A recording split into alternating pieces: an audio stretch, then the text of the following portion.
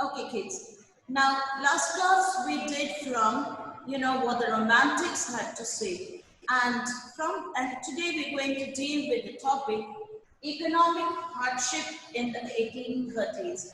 Now, let me ask you a question, Peter. All of you have a different concept of Europe.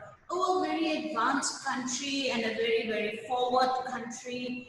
And, life is so cool, as they would say, outdoors. But let me remind you of one thing. In the 1830s, these countries, they faced the same problem that India is facing right now. Or maybe what we face from the 19th, and now in the early 20s. The same problem was faced in 1830s during, in the European era. Now, what they had was the same problem. Let us say, first, population explosion. There was a tremendous increase in their population. Secondly, there were lack of jobs. Obviously, because of the population is going to rise, there are going to be shortage of jobs. People migrated from the villages, came to the cities, and then came a whole lot of other problems. Slum dwellers, health, sanitation, everything possible. Food grains became very expensive because what they were growing could not feed the population that was expanding at such a fast rate. And at the same time, factories were opening, but they could not cope up with the trade things that were taking place. So there was a lot of problem, lots of problem. Like, let us talk about children. Like in France, you saw, Peter. In France, when they showed they had, the weavers did not want to work, because they could not cope up with the demands of the traders who were demanding more cloth.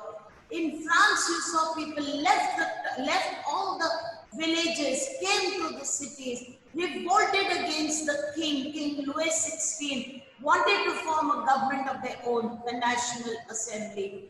In a place called Silesia, the people, the traders, were forcing the weavers, more cloth, more cloth, more cloth. How can they produce more cloth? They have only 24 hours in the day and only two hands. And they got all the family members to work in it. But still it was not possible for them, to do anything like to produce that much of cloth. So much so, the weavers, they ran away from their places. They ran away. The traders went after them. The traders, like the people were so frustrated. They burned down the houses of the traders. They burned down the godowns and all that. Children, when the situation became terribly unbearable, the traders had to leave the place and go. They went to the neighboring places, but the neighboring places refused to help them. Because they said, wow, trouble in your place will reach my place, so I don't want it. Now they called for the police. Police killed 11 weavers. They were shot dead. So don't think, Peter, oh, they have become big and famous without problems. They have gone through the same things that we are presently going through. Now, why is that so? Now, see, they received their revolutions in 1789, and in the late 70s and early 80s. When did India get independence? 1947. So what they started in 1750s, we started in 1950s. So obviously, children, we are about 200 years behind them. We are 200 years we are behind them. And what we need to do is, we need to understand that nobody becomes great without going through the initial teething problems, as we say. The initial problems every country needs to face. Now, take out your copies, Peter, and please put the question I am dictating. And for the last, I think, 10 years, it has come almost every year in the board exam. almost every year. So please take down this question. In 1830s, in 1830s,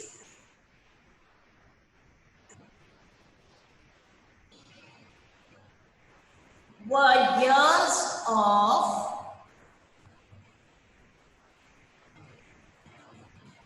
1830s were years of economic hardship in Europe. 1830s were years of economic hardship in Europe. How?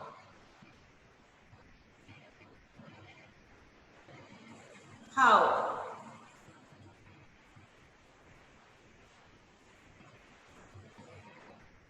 Now, please put that very important because this question comes almost every year for the board exam. Now, please put point number 1. Please put point number 1. There was a tremendous increase. There was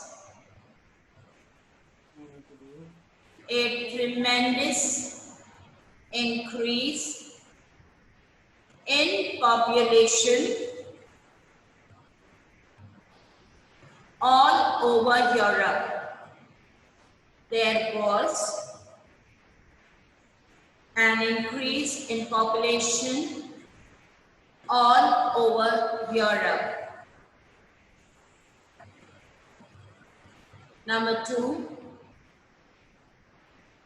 there were more job seekers. There were more job seekers than employment. There were more job seekers than employment. Number 3, population from rural areas.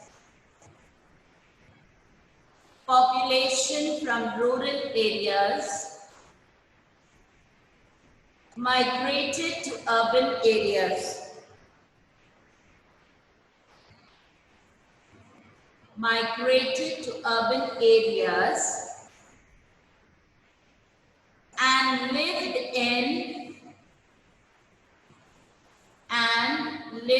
in overcrowded slums.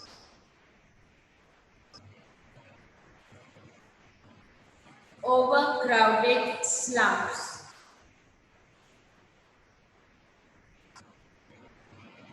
Next point, point 4. Small producers in towns. Small producers in towns faced stiff competition. Faced stiff competition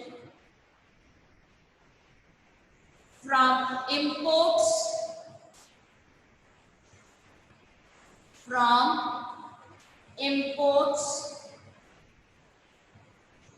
of cheap machine-made goods,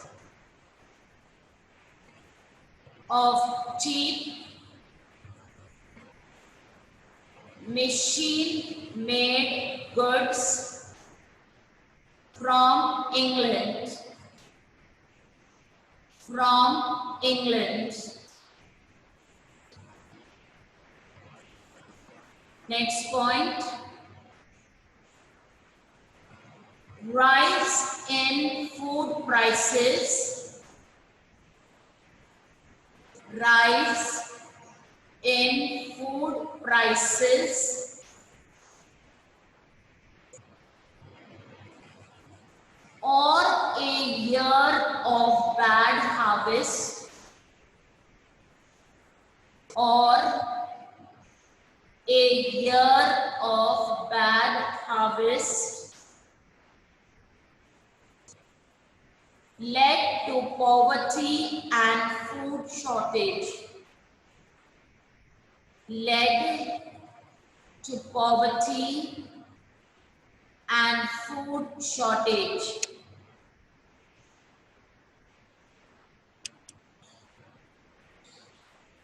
Now, next line, beta just write France. I'm just giving it in brief. You can read it from your textbooks.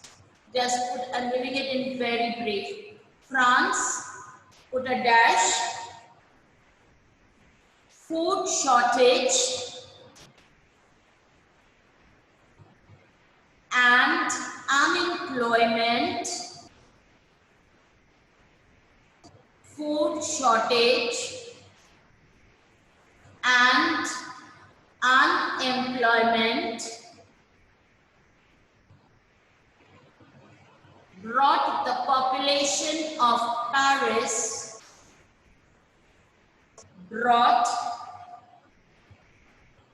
the population of Paris onto the roads.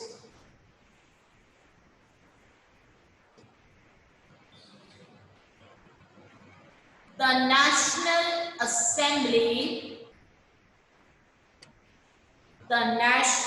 Assembly proclaimed a republic. Proclaimed a republic. Now, next line you write Silesia. S-I-L-E-S-I-A.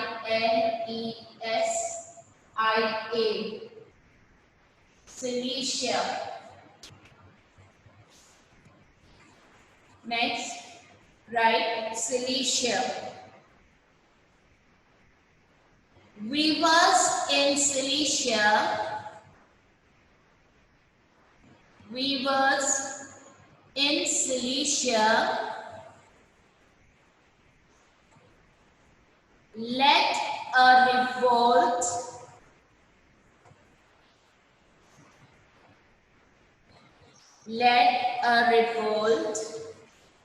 against the contractors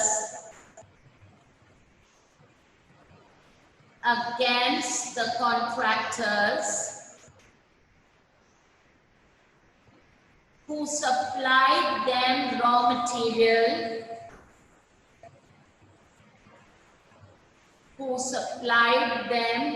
material, and gave them orders.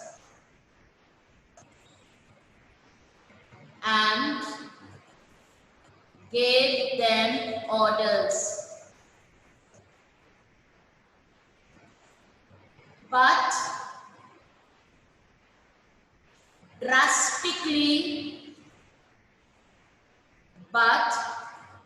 drastically reduced their payments.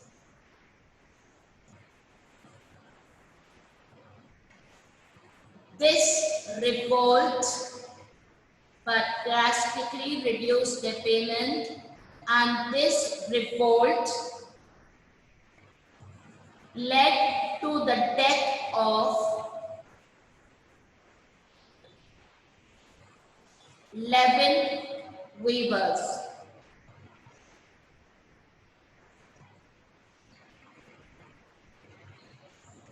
Now children, we're going to do the next topic, and that is called liberal, put the heading, liberal movement in Germany. Liberal movement in Germany. Now, see, I'm doing it right diagrammatically on the board, and follow it from the board, and then of course we'll dictate the paragraph to you, but understand it from the board. Children will learn that Germany was a confederation of 39 states. Now these 39 states, to manage these 39 states, different cultures, different traditions, different customs, different taxes, different currencies, was very difficult, sorry. So they needed something, to bring about economic development. Now what they decided was that in these 39 places, they were going to have elections. Okay, now from these 39 places, they selected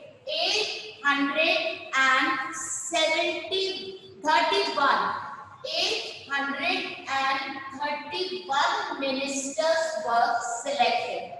Okay, representatives of these 39 places. Now, what did they decide to do? Now, they decided, let us go to St.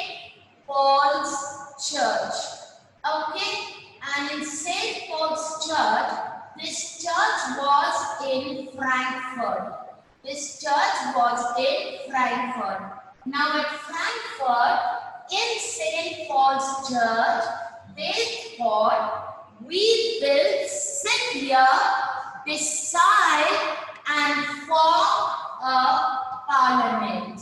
We will form a parliament. Now, what they did was, they went to the Prussian king. His name was Friedrich Wilhelm, and they asked him, please, you be the monarchical head. Monarchical head means you are the head, but the maximum powers will be in the hands of the parliament. Okay, maximum powers will be in the hands of the parliament. You are only the monarchical head. You will sit on your throne. But Victor, he refused, because he was instigated by other people. You will be a puppet in their hands. You will have no power. Don't become like this. He refused. Now these 831 people, they met in the St. Paul's Church. Okay, and they wanted to form a parliament which was later called Frankfurt Assembly. Now, when it was called Frankfurt Assembly, children, firstly, they didn't allow any farmers, peasants, serfs to join. It only comprised of the middle class, who were like lawyers, teachers, doctors, industrialists, traders, people who had the money, people who were a little educated. Though women played a very important role in politics, they were not allowed into this Frankfurt Parliament's participation. What they had to do was, they only had 2 children, on the balcony of the church. They needed to stand there in the balcony, and they needed 2 children only, look at the proceedings. Now, Friedrich Wilhelm, what he did was, he brought an army and he came to fight against the parliament. Now, the parliament was not ready, children, for any kind of fighting. Right? The parliament was not ready for fighting. Parliament was so interested and bothered about raising the economy of the country. They could not handle it. Women and the peasants refused to help them. So this Frankfurt Parliament started with a very good intention, but this Frankfurt Parliament, it really did not have much progress. They could not handle much progress. Okay, later, it was a man called Otto von Bismarck. He thought, I have to fight and get the unification of Germany. I have to unify Germany.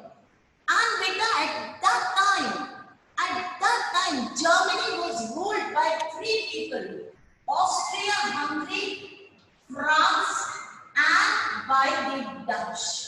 Parts of Germany was ruled by them.